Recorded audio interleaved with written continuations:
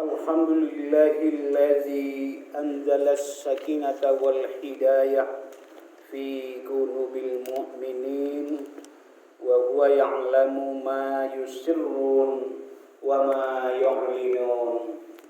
Asyhadu an la ilaha illallah wahdahu la syarikalah wa asyhadu anna Muhammadan abduhu wa rasuluh la nabiyya ba'd.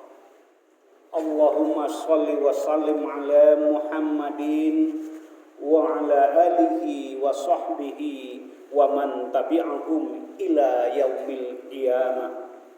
Amma ba'du fa ya ibadallah usikum wa iyaya bittaqallah faqad faza man ittaqa. Qala Allah ta'ala fil Qur'anil Karim, bismillahirrahmanirrahim. Ya ayyuhalladzina amanu taqullaha haqqa tuqatih wa la tamutunna illa wa antum muslimun. Shadaqallahul azim. Bismillahirrahmanirrahim. Wa la taqrabuz zina innahu kana fahisatan wa sa'a sabila.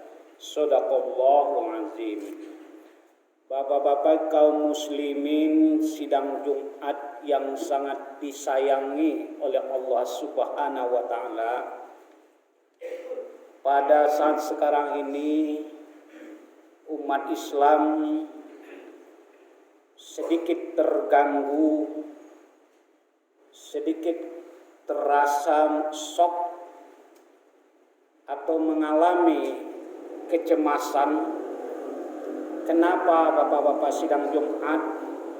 Karena salah seorang pengurus Majelis Ulama Indonesia, yaitunya bagian fatwa Majelis Ulama Indonesia, ditangkap oleh Densus 88. Biasanya kalau Densus 88 yang menangkap itu berkaitan dengan terorisme atau radikalisme. Jadi pengurus Majelis Ulama Indonesia Komisi Fatwa itu telah ditangkap dan diproses oleh aparat hukum. Bapak-bapak sidang Jumat rahimakumullah, kita tidak akan mencampuri urusan aparat hukum, aparat kepolisian atau Densus 88 karena mereka bekerja sesuai dengan undang-undang dan aturan. Mereka bekerja sudah sesuai dengan hukum yang berlaku. Maka wajiblah bagi kita untuk berpositif thinking kepada aparat hukum yang ada di negara ini. Tetapi ada masalah baru yang membuat kita cemas dan patut kita sikapi. Bukan karena kita mau berpolitik, bukan karena kita ingin mempolitikkan, tetapi umat Islam wajib tahu dan mengetahui. Setelah Densus 88 menangkap salah seorang majelis fatwa ulama Indonesia, maka bermunculanlah yang disebut istilah kerennya tagar-tagar. Kalau dalam bahasa kitanya tagar-tagar itu disebut dengan isu, dengan pernyataan-pernyataan, dengan komentar-komentar. Isi tagar itu adalah agar Majelis Ulama Indonesia dibubarkan. Jadi sekarang tengah viral bagi Bapak Ibu yang mengikuti dunia medsos, apakah itu di Twitter, di berita dan lain sebagainya, tengah viral bahasanya agar Majelis Ulama Indonesia dibubarkan. Bapak-bapak sidang Jumat, kembali saya tegaskan, kita tidak akan mempermasalahkan Densus 88 menangkap salah seorang oknum Majelis Ulama, karena kalau memang mereka terlibat dengan terorisme tentu mereka akan menanggung akibatnya. Tetapi bagaimanapun di negara yang berdasarkan hukum, maka perlindungan terhadap hak-hak seseorang dan hal praduga tak bersalah tentu mereka juga kita hargai. Jadi artinya meskipun ditangkap oleh Densus 88, maka hukumlah, pengadilanlah yang akan membuktikan nanti apakah mereka bersalah atau tidak. Tetapi yang menjadi kerisauan kita adalah munculnya pemikiran-pemikiran, ide pendapat dari pihak sebelah untuk membubarkan Majelis Ulama Indonesia. Pada kesempatan yang sangat terhormat dan mulia ini, saya mau sampaikan sedikit kepada kita semua, apa itu Majelis Ulama Indonesia. Kita tahu hampir di setiap kabupaten kota ada pengurus Majelis Ulama, ada ketuanya, ada wakilnya, ada sekretarisnya. Tetapi kita tidak banyak tahu tentang apa sebenarnya peranan Majelis Ulama Indonesia. Bapak-bapak sidang Jumat, Majelis Ulama Indonesia itu dibentuk pada 12 Juli tahun 1975 di Indonesia. Salah satu fungsi yang sangat strategisnya adalah Majelis Ulama Indonesia itu mengeluarkan fatwa halal dan haramnya sesuatu yang ada di Indonesia ini. Majelis Ulama Indonesia ini bertugas membimbing umat untuk menentukan apakah ini halal, apakah ini haram, apakah ini dibolehkan oleh Allah atau dilarang oleh Allah. Itu salah satu tugas utama. Nah, jadi Bapak sedang Jumat, kita sekarang bangsa Indonesia sedang sibuk-sibuknya melaksanakan vaksin dalam rangka meningkatkan imun tubuh untuk memberantas penyakit corona di Indonesia.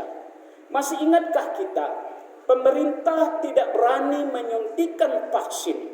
Apakah vaksin itu namanya Pfizer atau Moderna atau AstraZeneca atau lainnya? Pemerintah belum mau menyuntikkan kalau belum keluar fatwa dari MUI. Kemudian MUI mengeluarkan fatwa bahwa vaksin itu adalah halal. Ketika MUI sudah mengeluarkan fatwa halal, barulah umat Islam mau disuntik dengan vaksin, apakah Pfizer namanya, apakah Moderna namanya, apakah AstraZeneca namanya, atau lain sebagainya. Jadi setelah MUI mengeluarkan fatwa, barulah kita yakin yang disuntikan ke tubuh kita itu adalah barang halal, bukan barang haram. Maka dengan serentaklah umat Islam mau berduyun-duyun untuk menyerahkan diri, untuk mendatangi pos-pos untuk menyuntikkan diri supaya dirinya kebal dari corona ini. Bapak sidang Jumat, bukan hanya itu. Aliran-aliran sesat itu di mana-mana tumbuh. Bukan hanya di Indonesia, tapi hampir di seluruh negara-negara yang berbasis Islam, yang banyak penduduk Islamnya, selalu muncul aliran-aliran sesat. Kadang-kadang ada yang mengaku Nabi Muhammad, kadang-kadang ada yang mengaku turunan Nabi Muhammad, dan lain-lain. Itu sudah sejak dulu. Siapakah yang menentukan bahwa aliran ini sesat atau tidaknya, seperti Syiah, seperti aliran Ahmadiyah, dan lain sebagainya? Siapa yang mengatakan itu sesat? Itu adalah MUI. Ketika MUI mengatakan aliran Syiah itu sesat dan tidak boleh diikuti, maka seluruh umat Islam tidak boleh mengikuti aliran Syiah. Karena ketika kita masuk ke aliran Syiah yang juga berkedok Islam, maka itu adalah sesat dan haram hukumnya. Begitu juga aliran-aliran lain yang muncul. Maka MUI menjadi penentu di sini. MUI menjadi penentu terakhir bagi umat. Kita semua tidak punya ilmu yang cukup terhadap agama. Mungkin ilmu kita sedikit-sedikit, atau mungkin ilmu kita adalah setengah-setengah. Tetapi MUI adalah orang-orang yang berbasiskan agama, ilmu agamanya dalam, ilmu agamanya sangat luas, dan dia hafal hadis, hafal Al-Quran, dan semua hafal akan fikih-fikih. Bapak-bapak sedang Jumat, maka MUI adalah menjadi panutan kita dalam menentukan kehidupan berbangsa dan bernegara, terutama dalam menjalankan syariat Islam. Pertanyaannya, bagaimana kalau mereka berhasil membubarkan MUI? seperti yang ditagar-tagarkan tadi, yang digembar-gemborkan, bubarkan MUI, maka akibat yang pertama itu adalah umat Islam akan kehilangan tuntunan, umat Islam akan kehilangan fatwa, umat Islam akan kehilangan panutan. Siapa lagi yang mau diikuti? Siapa lagi yang mau bisa mengatakan ini haram dan ini halal? Tak ada lagi. Maka mereka bisa berpendapat masing-masing. Ketika ulama berpendapat masing-masing sesuai dengan kadar ilmu yang ada di pikirannya, sesuai dengan kadar ilmu yang ada di kepalanya, maka akan timbullah keberagaman gejolak di tengah-tengah umat. Datang ulama A mengatakan ini halal, datang ulama B mengatakan ini haram, datang ulama C mengatakan ini sunat, datang ulama B mengatakan ini makruh, maka akan muncullah 4 pendapat. Ketika muncul 4 pendapat, umat menjadi bingung. Maka disinilah peranan Majelis Ulama Indonesia.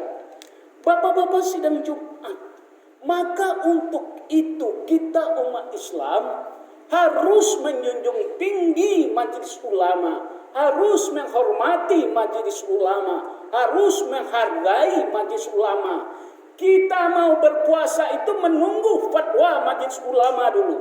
Kita masih ingat dulu ada kodok, makanan kodok yang muncul di mana-mana, dimakan oleh orang dan dimakan oleh umat. Maka orang bertanya kepada MUI, bagaimana ini MUI? Kodok ini halal atau haram? Maka MUI bilang, makan kodok itu adalah haram. Maka semua umat Islam tidak makan kodok. Kemudian kalau ada kebijakan pemerintah yang salah, yang bertentangan dengan Pancasila, yang bertentangan dengan ketuhanan yang Maha Esa, maupun yang bertentangan dengan ajaran Islam, siapakah yang pertama yang muncul ke depan? Itulah Majelis Ulama. Hari ini Majelis Ulama, Forum Dai seluruh Indonesia, Forum Ulama seluruh Indonesia tengah berjuang ke DPR RI, tengah berjuang menyuarakan ke pemerintahan pusat. Apa yang diperjuangkan oleh Majelis Ulama, Forum Dai, dan Forum Ustadz se-Indonesia hari ini adalah Permendikbud nomor 30 tahun 2021 yang barusan dikeluarkan oleh Menteri Pendidikan dan Kebudayaan. Menteri Pendidikan dan Kebudayaan mengeluarkan Permendikbud nomor 30 tahun 2021 itu bertujuan adalah untuk mencegah kekerasan seksual di perguruan tinggi. Permendikbud nomor 30 itu bertujuan untuk mencegah kekerasan seksual di perguruan tinggi. Karena banyak kekerasan seksual hari ini yang terjadi di perguruan tinggi. Maka dikeluarkanlah Permendikbud itu. Tetapi bapak-bapak sidang Jumat, ternyata ada kelemahannya yang harus dikoreksi, yang harus dirubah. Salah satu kelemahannya adalah pasal 5. Pasal 5 itu berbunyi yang dikatakan kekerasan seksual apabila seorang laki-laki mencium seorang perempuan atau memperkosa perempuan atau memanggulnya atau memegangnya atau berpelukan, itu tidak dikatakan kekerasan seksual kalau perempuan setuju dan mensetujuinya. Itu berbunyi salah satu pasal. Jadi kalau ada orang berpacaran di perguruan tinggi atau seperti di halaman masjid ini, dia suka sama suka, yang perempuan suka, laki-laki suka, perguruan tinggi tidak bisa menindaknya karena perempuannya setuju. Atau kalau ada laki-laki yang mengeluarkan alat kelaminnya dan dilihat oleh perempuan, itu tidak ada kekerasan seksualnya di sana, tidak ada pelanggarnya kalau perempuan menyetujui-nya. Kalau ini yang terjadi bapak-bapak sidang Jumat, maka sama saja melegalkan perzinahan di perguruan tinggi yang ada di Indonesia. Kenapa? Kita jangankan berciuman, jangankan berpelukan, jangankan memegang, jangankan mengeluarkan alat kelamin.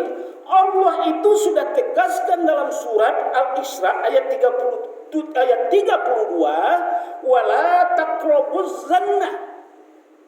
Jangan dekati zina. Wala taqrabuz zina, jangan dekati zina. Mendekati zina saja kita tidak boleh. Apalagi sudah berbuat zina. Mendekati zina saja tidak boleh. Apalagi sudah berbuat zina. Berpelukan itu zina, berciuman itu zina. Memandang wanita dengan syahwat itu adalah zinanya mata. Ini boleh kalau disetujui. Kalau suka sama suka. Maka nanti ada muncul gelombang baru yang tidak akan bisa dicegah. Apa itu? Namanya LGBT. Lesbian, bioseks, transgender. Bagaimana LGBT? Laki-laki dengan laki-laki, perempuan dengan perempuan saling berpacaran. Tidak akan bisa mencegah kalau laki-laki dengan laki-laki, anak muda berpeluk-pelukan, bercium-ciuman kayak orang pacaran di suatu taman di perguruan tinggi. Karena suka sama suka. Padahal itu adalah perbuatan la'anallah, perbuatan yang dikutuk oleh Allah. Perbuatan yang dibenci oleh Allah. Man amila khaumun lut la'anallah. Allah melaknat orang-orang yang menyerupai kaum Nabi Lut. Seperti apa kaum Nabi Lut itu? Adalah kaum yang homo, kaum yang lesbi, kaum yang bioseks, kaum yang transgender, dilaknat oleh Allah Subhanahu wa taala. Maka dalam pasal 5 ini terbuka celah bagi mereka-mereka yang suka berzina, bagi mereka-mereka yang melakukan pelanggaran. Maka ini pun bertentangan dengan nilai-nilai Pancasila. Nilai-nilai ketuhanan yang Maha Esa bertentangan. Maka ini sudah diprotes hari ini dengan kepada Menteri Pendidikan Nasional supaya pasal ini dirubah. Kita mendukung, kita menyokong Menteri Pendidikan Nasional mengeluarkan peraturan pencegahan kekerasan seksual di perguruan tinggi atau dimanapun. Kenapa? Hari ini pun di 50 kota. Hari ini pun di 50 kota angka kekerasan seksual kepada anak-anak di bawah umur cukup tinggi. Ada rata-rata 64 kasus kekerasan kepada anak setiap bulannya di Kabupaten 50 kota. Dari 64 kasus kekerasan seksual itu 75% adalah kekerasan seksual. Jadi dari 62 kasus kekerasan anak di bawah umur itu 75%-nya adalah kekerasan seksual. Kekerasan seksual itu pemerkosaan dan sejenisnya, baik mereka sesama teman maupun dari kakeknya, maupun dari pamannya, maupun dari ayah kandungnya, ayah tirinya kepada anak tirinya. 62 kasus rata-rata terjadi di Kabupaten 50 kota hari ini. Miris kita hari ini. Maka bapak-bapak sidang Jumat rahimakumullah, kita beragama hari ini tidak bisa menyelamatkan diri sendiri saja. Kita harus selamatkan Islam, kita harus berpikir untuk kemaslahatan Islam ke depannya dan menyelamatkan generasi muda kita. Kan sayang kalau pasal ini terjadi, dibiarkan. Kan sayang kalau MUI dibubarkan. Mana panutan umat Islam lagi? MUI adalah menjadi panutan umat Islam. MUI menjadi pencerah bagi umat Islam. Ini halal, ini haram, ini boleh, ini tidak boleh, ini aliran sesat, ini tidak sesat, adalah MUI. Maka kita umat Islam jangan lagi berpikir, oh itu urusan politik, itu tidak urusan kita. Bapak-bapak sidang Jumat, karena adanya tagar yang selalu dikatakan ulama tidak boleh bicara politik, ustadz tidak boleh bicara politik, dai tak boleh bicara politik, akhirnya kita menjadi orang yang dibodoh-bodohi. Apa buktinya? Buktinya hari ini kenapa kita bisa dibodoh-bodohi? Hampir separuh, mungkin hampir 2/3, hampir separuh anggota DPR RI itu bukanlah orang-orang yang berasal dari kaum kita, kaum Islam. Padahal agama kita mengajarkan, pilihlah Jika pemimpin-pemimpin itu dari golongan kamu yang beriman dan bertakwa kepada Allah Subhanahu wa taala, artinya yang sholat, yang ke masjid, yang berzakat, yang mengucapkan 2 kalimat syahadat, tetapi hari ini banyak pemimpin-pemimpin di sana itu yang tidak beragama Islam. Kalau 82% penduduk Indonesia ini Islam, harusnya di sana 82% juga anggota DPR RI itu adalah orang Islam juga. Sehingga keterwakilan kita di DPR RI itu bisa, karena yang menentukan undang-undang itu sah dan tidak sah itu adalah DPR RI. DPR RI itu yang mengetuk palu terakhir, ini disahkan dan ini tidak disahkan. Maka kembalilah kita kepada agama kita dalam memilih pemimpin ke depan. Jangan memilih pemimpin karena uang 100.000, karena uang 200.000 atau 500.000. Yang sampai di manalah uang 500.000, tetapi setelah itu tergadailah umat. Kita ingat 1 tahun yang lalu lebih, hampir 1,5 tahun yang lalu, ribuan orang demo di Jakarta. Apa yang didemokan orang di Jakarta adalah tentang Undang-Undang Cipta Kerja yang menurut ahli-ahli di Jakarta itu akan mengkebiri para pekerja-pekerja di Indonesia. Tetapi demo itu tidak berhasil, tidak sukses, dan Undang-Undang Cipta Kerja disahkan. Tapi tahukah kita, kemarinnya lagi Undang-Undang Cipta Kerja itu dibatalkan oleh Mahkamah Konstitusi. Undang-Undang Cipta Kerja itu dibatalkan oleh Mahkamah Konstitusi. Artinya pemerintah bersama DPR harus merevisi Undang-Undang Cipta Kerja itu dalam jangka 2 tahun. Karena Undang-Undang Cipta Kerja itu menurut Mahkamah Konstitusi banyak yang tidak sesuai dengan Pancasila dan Undang-Undang Dasar 1945. Bapak-bapak sidang Jumat, itu kita juga harus tahu. Bukan hanya kita diam dan duduk saja. Bapak-bapak sidang Jumat rahimakumullah, ini adalah tanda-tanda akhir zaman yang dikatakan oleh Rasulullah. Salah satu tanda-tanda akhir zaman adalah banyaknya fitnah-fitnahan. Banyaknya fitnah-fitnahan yang terjadi di tengah-tengah masyarakat dan bangsa. Fitnah apa yang dimaksud? Fitnah yang dimaksud di sini bukan suami memfitnah istri, istri memfitnah suami, atau tetangga memfitnah tetangga sebelahnya, tetangga sebelah memfitnah tetangga lainnya. Tetapi inilah yang dimaksud dengan fitnah-fitnah akhir zaman itu. Orang akan memfitnah Islam secara nasional, secara global, mengatakan Islam teroris, mengatakan Islam radikal, mengatakan Islam ini dan lain-lain sebagainya. Itulah fitnah-fitnah akhir zaman. Diajukan undang-undang ini, dibuat undang-undang ini yang merugikan Islam, itu adalah fitnah-fitnahan di akhir zaman.